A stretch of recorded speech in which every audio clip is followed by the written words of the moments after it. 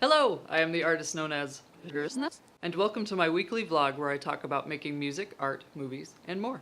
Regardless of if you're a solo artist or in a band, there will inevitably be a time when you're going to want to, or even need to, collaborate with others in your songwriting. It might be another instrumentalist, vocalist, producer, maybe even a poet or a composer. Today, I want to talk about the benefits of collaborating when writing music, and talk about being in a band. Firstly, should you join a band? I'll just come right out and say it. Yes, you should join a band, or an ensemble, depending on your genre, if you're a musician who's looking to write and perform. Even if you want to do your own solo project, you should do it. No one ever said that you can't do both. There are a couple of reasons why I believe this. Number one, practicality. No human is an island, and while I know some incredible solo artists who do manage to succeed all by themselves, take it from someone who does everything herself, it's a hell of a lot of work. It takes a lot of time, money, and creative energy to write, record, mix, master, print, market, design, practice, produce a live show, land a gig, design more, market more, update social media, design even more, market even more, practice again, perform, produce videos. Wait, did I mention market? Oh, and of course make a living and have a private life somewhere in there too.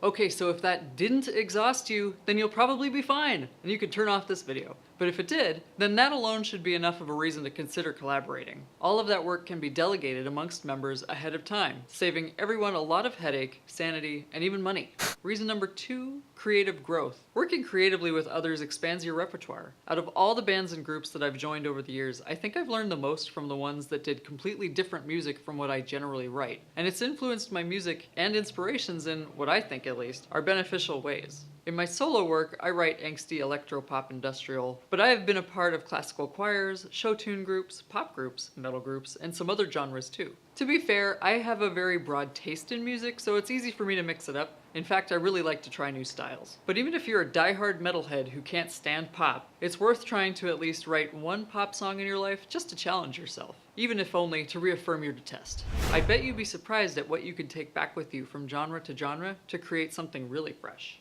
Reason number three, objective feedback. Nothing ever happens in a vacuum, and it's easy to get stuck when you're too close to something.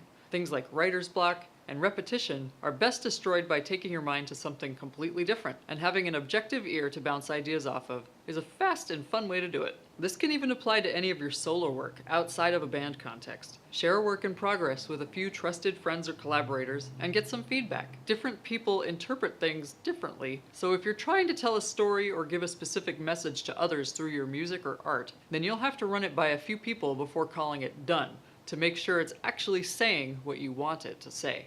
Talk to me. Have you ever been in a creative collaborative relationship like a band? What did you get out of it? What's your advice to people who haven't tried it yet? Let me know in a comment below. Thanks for watching! Hit that thumbs up button below, it helps me more than you know. And join the Uncensored by subscribing to my YouTube channel, my newsletter, or by following me on Facebook, Twitter, and Instagram. If you never want to miss a video, be sure to click the little notification bell icon too. Thank you so much again. I will see you next week for part 2.